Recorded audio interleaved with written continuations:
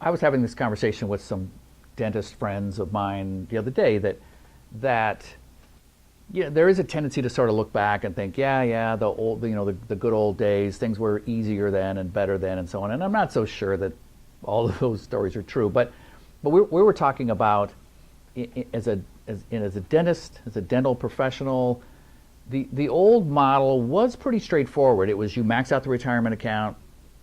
Your practice is going to provide you with a good, solid income. It's going to provide you an opportunity to send your kids to the school that you want them to go to have a vacation, to have, generally the home and the cars that you would enjoy having. And then the old model also had an exit. You had a practice you could sell. It might be an internal sale or an external sale or so on. Well, for all kinds of reasons, that model has been stressed. The business practice itself, patients have less out of pocket. They're spending. Companies are cutting back on insurance coverage. Coverage is being, reimbursements are down. All those things that every dentist friend I have knows better than I do. And that pressure on the day-to-day practice then has put pressure on the model in terms of maxing out retirement accounts, an exit strategy for the value of the business when you sell, the ability to maintain the lifestyle that you've chosen, which includes having to do some debt reduction. So that has been difficult. And so the approach to that is to first of all be proactive. Do something. It's the same as any other person in a financial planning situation. And the way we talk about it sometimes is what would have to happen if we were to meet 3 years from today?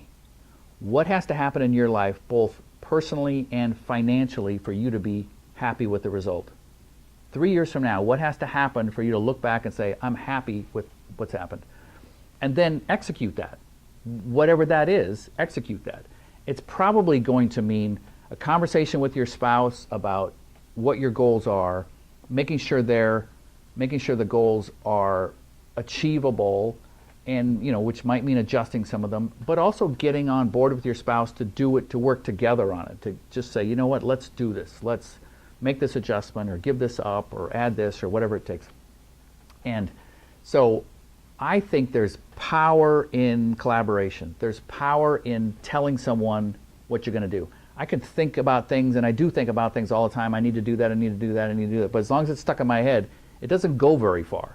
It's when I reach out to somebody that I know and say, what, would you help me with this? Or would you ask me how I'm doing on this? Or would you engage with me on what I'm telling myself I want to do? And that's the power of collaboration.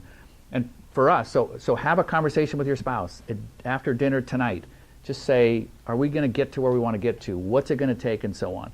If you want to sit down with somebody else, just call us up and sit down with us. We do it all the time.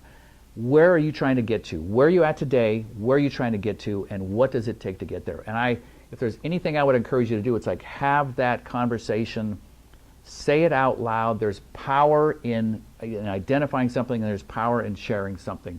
So I look forward to talking to you if it's something we can help with.